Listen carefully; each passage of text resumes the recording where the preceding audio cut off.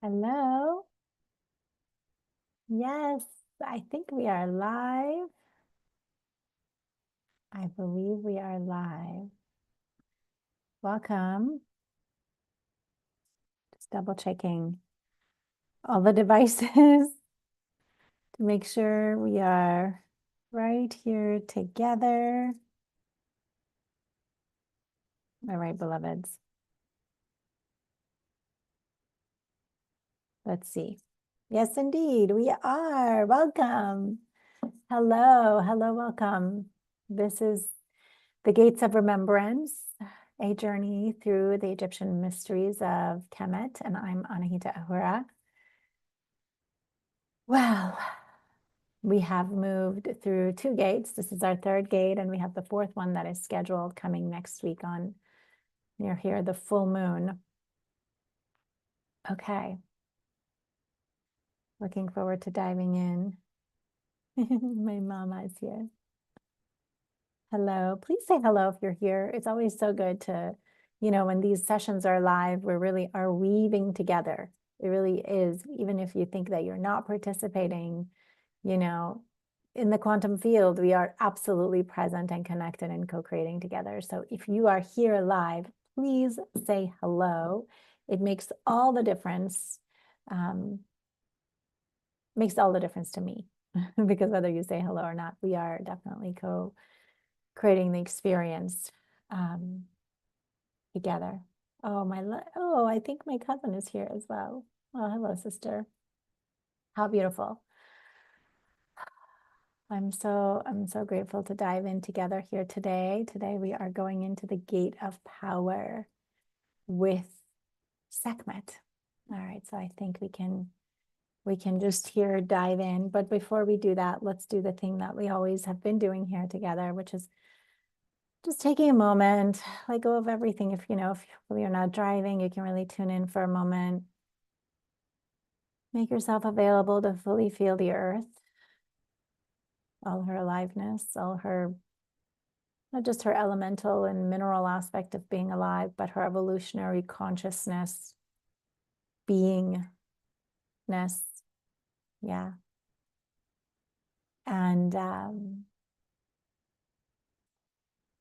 let's also then feeling your heart just opening to the cosmos and the vastness of all that is occurring right now and all that is coming towards us.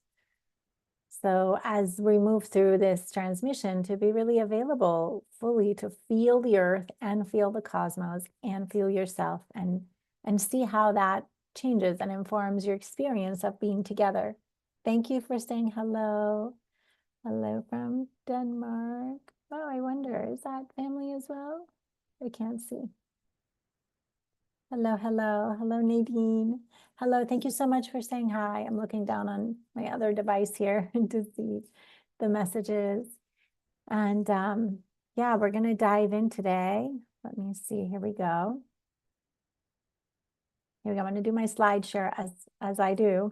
It keeps us good and anchored here. All right. So today we are at the gate of power. We're at the gate of power here.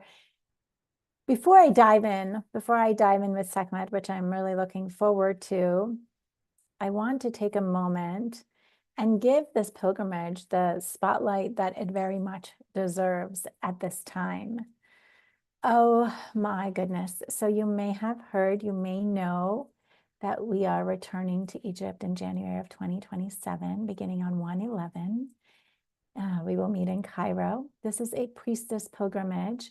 And so what I mean by this is that this is a pilgrimage for the women who have a relationship with the unseen. It's not that you're wearing robes and running around and living in a temple. I know many of us, I myself, I'm a householder, I have children, and yet there is a relationship with the unseen that is primary and continues to ask to be primary. And it is an initiate journey. And so that means there is ascension and there is integration. Really not, if you've ever been with me through any long study, you know that I'm not interested in you just having a great intuition. Well, that's great. That's not a direct, like sometimes people have great intuition. They think that's a direct contact with God. And in a way it is. But really at the end of the day, it's like how is the life working? How are the relationships working? How is your impact working? How is your service working? How is your health working? So it's really about integration. That's what I'm really passionate about.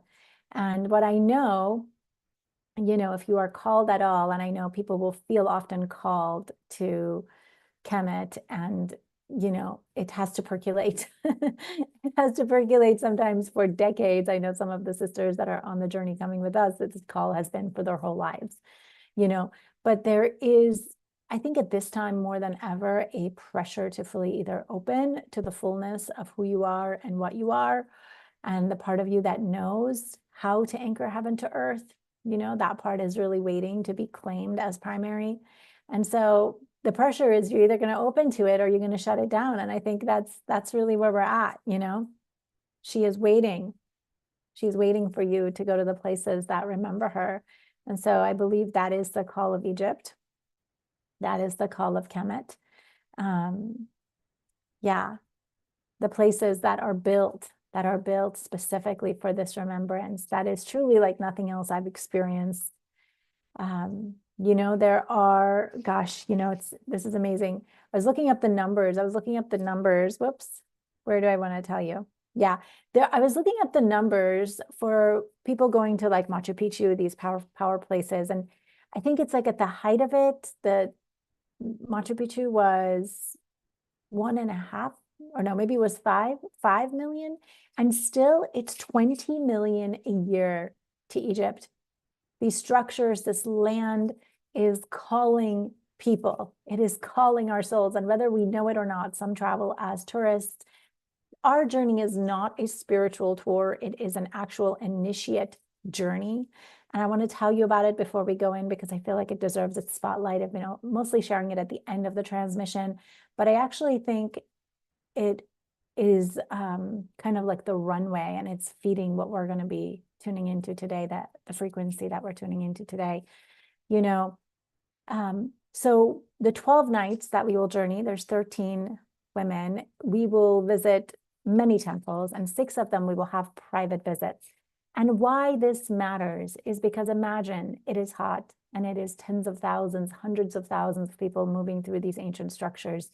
Well, when you have private visits, that means we have the entire structure to ourselves, these structures that are built for activating cellular remembrance because of the way they hold the codes that they've received from the sun, the light transmissions, the stellar transmissions that are already living in these stones that are very high in crystalline components, and the land itself and the ley lines.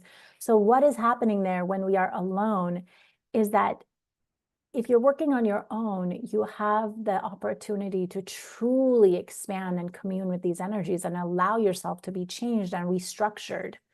And when we're working then together, we are able to actually create a coherent field for transformation, for transmutation. So it's not like being with other people. I mean, we actually have these places to ourselves where we can perform ritual and ceremony and prayer and tone and dance. And I'm guiding some of it. And then you will have some time to also commune on your own in these spaces, including the Great Pyramid, where we will be alone in the most incredible, magnificent structure on the planet. Our group will be the only ones in there to do what we came to do. And we'll be working with sound and tone and dance and prayers and offering, and really entering the living. We're going, and as we have our prep call before we go, the orientation is that we're really entering into the living field, that the living intelligence that Kemet is. And so you're really leaning in and participating with this. Yeah. We will be sleeping 7 nights on the Nile. Most of the high-end, most luxury experiences maybe have you on the Nile for 3 or 4 nights. And we will be on the Nile for 7 nights. Multiple reasons. Water conducts energy. This water is conducting the energy of this land. And also it is, because we're catching the light at certain times, and because these places are often 2-3 minimum hours away from the Nile, if you're not with us, you're often getting up at 2-3 a.m. every night to go to the place that you're going. And so the 7 nights is an extra expense that's been worked into this luxury pilgrimage to allow you to be more rested, have your nervous system have the support that it needs to not keep checking in and out, and to just, have all the unnecessary friction removed for you to truly experience the expansion. And we're going to have a sailing vessel all to ourselves. No cruise ship. We won't be docking at the same time as the cruise ships that have, tens of thousands of people, hundreds of thousands. We're going to be on our own timeline on this incredibly sacred river. So, and it's really designed to let go of the old limiting identities, really restructuring yourself and coming online to fulfill your destiny. That's really what it's about. So it's all inclusive. You just get yourself to Cairo and we will take care of everything else. There are some things that are not included, but it's really kind of like the gratuities, if you want spa treatments, your souvenirs. Other than that, everything inside of Egypt is included. So you just get yourself to Cairo. I was having a conversation with my husband about how the women who are already signed up to go, and we still have several spaces left, but that we are already at well over 100 years of deep studied spiritual feminine wisdom. And so I was like, by the time that we're full, it will be hundreds of years. We'll be multiple centuries of wisdom traveling together into this living field, which I think is just absolutely incredible. All right, what else do I want to say about this? So the invitation is here for you. This is the final piece I want to say before we go into the gate of power here. Well, we are already in the gate of power, but before we tune into Sekhmet, if you are called, I would say focus on the call. A lot of times, people will make it about what it's not about. They'll say, is Egypt safe? Or it's about the money. But in my experience, the thing that they are most afraid of is who they will have to be, that they will no longer be able to turn away from. It's, everyone that's traveled as an initiate to Egypt, I hear it's life before Egypt, it's life after Egypt. And so, so don't focus on the finances. We have a finance partner. If you're in the US, it doesn't have to be a burden. It can really work well. I would just focus on the call. If you are called, then work yourself out around the fear of becoming who you are here to be and fulfilling your destiny, because we make it about what it's not often, and it's actually something else that a part of us is afraid of, And we are in a portal of time in the greater scheme of history to actualize our divinity here. There's so many things going on right now. I wrote an email about this, the CERN, this machine that was built to split particles, has been going for so long, and it's affected so many things, and it's actually down for 4 years. While they build a new one. I think at first I thought they were repairing that one, but I think they're building a new one that's going to be even more intense. So we are in a moment, and it's also this, so much is available to be upgraded and shifted, and we have a choice in how we participate in that, right? And this is the thing that I love, the thing that I love about Egyptian cosmology, that holds at its core belief is that humanity is capable of actualizing our divinity. That was what the pharaohs represented. The pharaohs represented that they had actualized their divinity. And this has been at the core of my teachings for the last 15 years. And it's been so humbling for me, honestly, because I've taught everything that I've taught. And I've always known that Egyptian mysteries and Kemet, and obviously Isis, Isis being my primary guide for over 20 something years since I had my initial Kundalini experience and, initiation and awakening. I knew these were the origin, like my spiritual lineage. But what's been so profound, and I will connect some of the dots for us today, for those of us who have studied together before inside the She School programs, to actually be able to fully connect the dots. And so my stand has always been this. It's always been that we can actualize our divinity, and also that it's not like as easy as pie, it requires dedication. So off we go. All right. So yeah, so get in touch if you are interested, if you are called, get in touch. I'm here to support you. 4 gates of remembrance. Today we are at the 3rd gate, the gate of power with Sekhmet. The sun does not apologize for its heat. Really take that in. The sun does not apologize for its heat, and maybe summer where you are. It certainly is summer where I am. Sekhmet is the solar power of Ra, the sun god. She is the solar power of Ra, made fierce and embodied. And she is not gentle. She is not gentle. She is not domesticated. She is the full creative life force. And she is here to initiate us into that. And so begin to feel the places where you may be apologizing for the parts of you that are fierce and not gentle.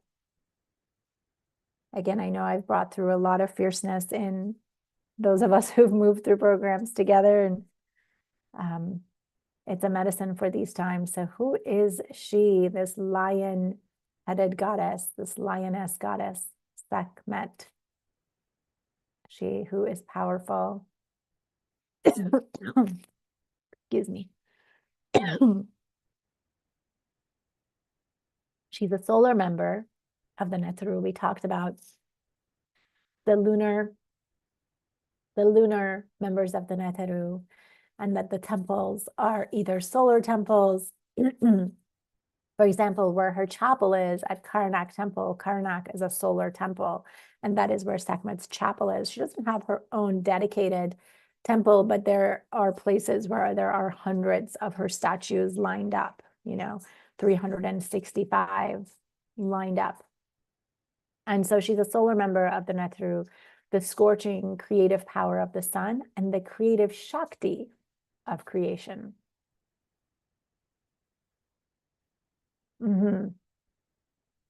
What did I want to say? Yes. And so her sister, Bastet, who is not actually on this slide here, is much more gentle. Yeah, not quite as fierce, but she is the fierce. She's a fierce and mighty one. She's the creative Shakti. She is the counterpart to Ptah, another member of the Neteru, who creates, he creates everything. He creates with mind, but she is the one who empowers his creation with her cosmic fire. So if you come, for example, from the Vedas, the yogic path, it's like the Shiva and the Shakti. The Shakti would be Sekhmet, and the Shiva would be Ptah, kind of, although it's a little bit different over there. But this is important. This is important. She also is very connected with Heter Hathor, who we were in the Gate of Aliveness with last week. That Heter Hathor is an aspect. They are aspects of each other. And so the way that the solar, the way there is Heter Hathor is lunar, and yet there is an aspecting of each other that she has with Sekhmet. So the Shakti moves through the lunar as well, but it moves through by Heter Hathor, but it moves through Sekhmet in this sort of fierce, fiery creation. Tuning in to the myth here. Oh, look at this beautiful image. Oh yeah, and this, I wonder if I wanted to, let me just see here. Yeah, no, this is okay.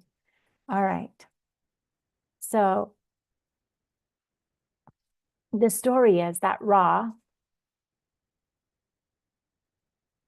the sun god, was worried about humanity, that humanity had turned away from divine order. And so he sent his eye, the fiercest aspect of his solar power, his eye, down to earth to restore what had been lost. And the eye became Sekhmet. And she descended as a lioness, and her fire was so fierce and so all-consuming. She became incredibly destructive, that even Ra became alarmed that she couldn't stop the destruction and the fury, and nothing was satisfying her. And so Ra devised a plan to get 7,000 jugs of beer dyed red with pomegranate and cover the streets with it, and so that she would think it is blood, and she drank it, and she got drunk, She drank the blood, what she thought was blood, and drank it, and it fell into a deep sleep. And when she woke, her destructive fire had been transmuted. And she then became the protector. She then became the protector and the healer. The one whose fire, when it is properly channeled, becomes the most powerful feeling, powerful healing force in the Kemetic tradition. And so the same force that destroys is the same force that heals. And this is Sekhmet.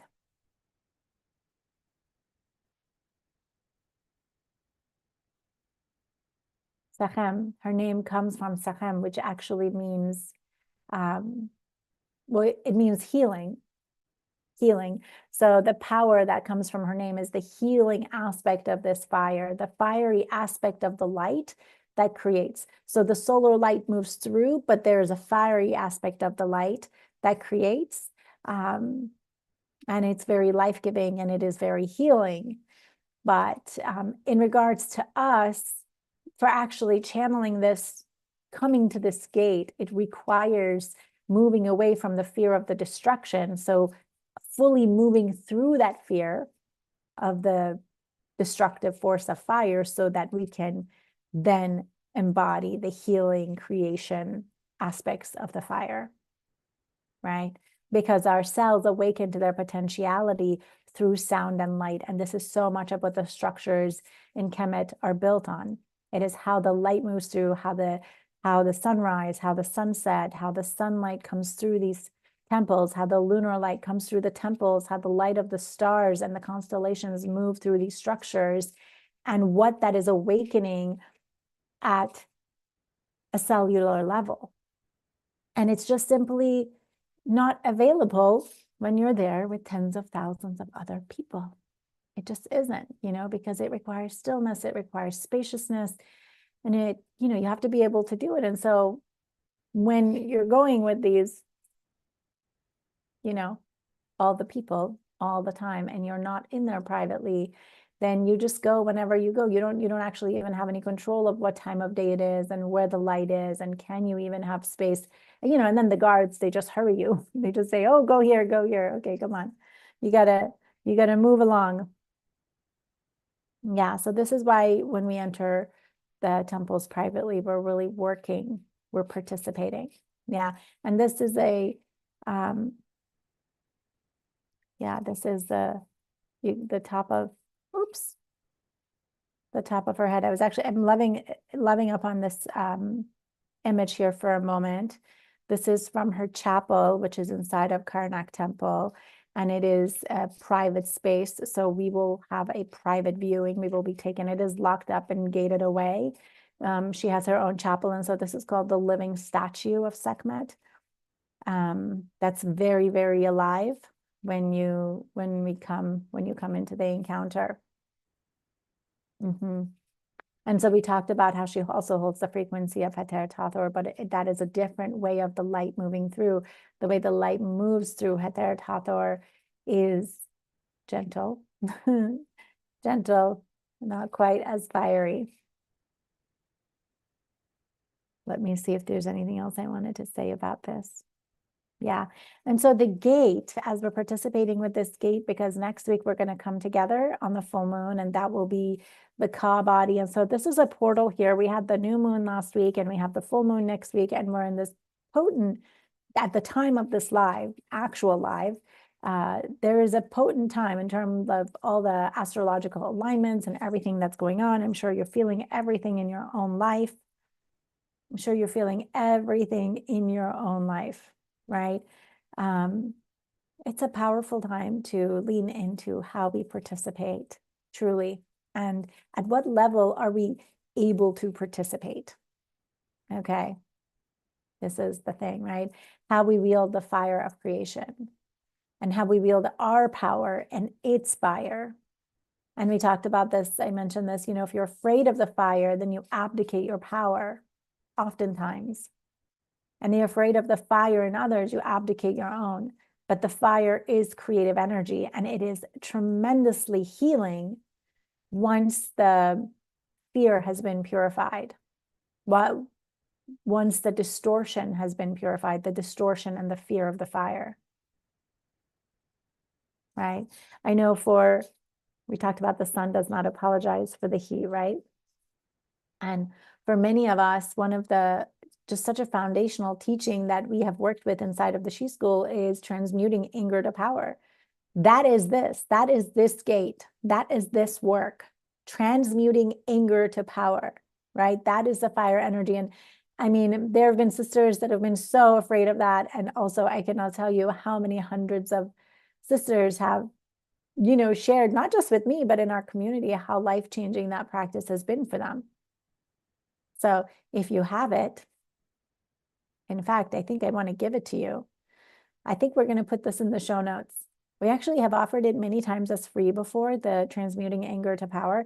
So I'm actually going to, it's from a few years back or several years back, but I'm going to put it in the show notes so that if you don't have it and you haven't worked with it, you can work with it. This is only just coming to me now. Oop, it's a little bug. Yeah, I think this is important. Transmuting rage into power. That already in itself, showing up for that practice requires that you are moving through some level of fear around your own fire. Because we need this fire at this time, even if you look around and see how much is not working. Standing up for injustice, courage. This gate holds so many courage codes.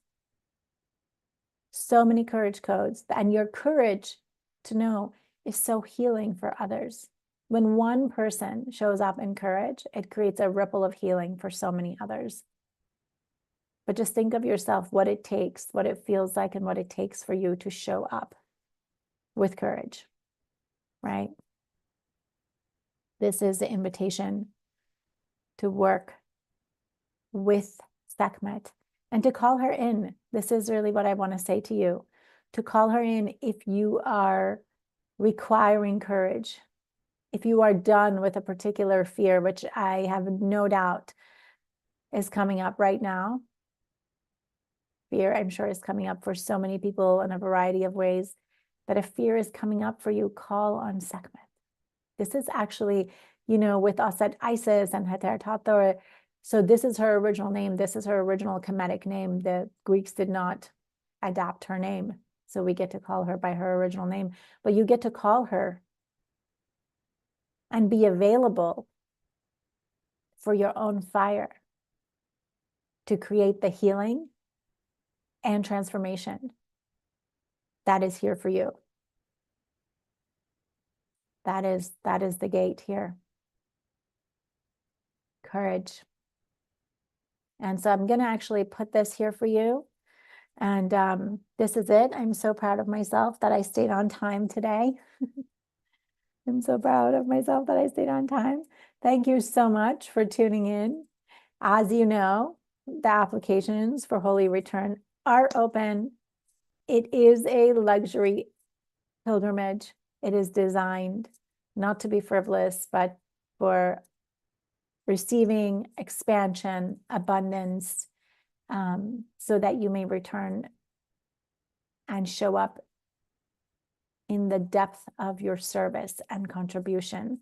Not the service that just gives, but the service that flows through. That is like clear, and the light of creation, the light of Creator moves through us. And again, if you are called, what I want to say about the pilgrimage, what is so powerful is that when we commit, that is when the journey begins. As with everything, when we commit, that is when the journey begins. So if you feel yourself trembling a little bit, you get to decide, how do you hold yourself? Who do you think you are? And what are you stepping into? So, yes, beloveds, we'll be back next week. I'm really looking forward to be on that powerful full moon, working with the Ka body, the transmission of the Ka body. And so many blessings. All right.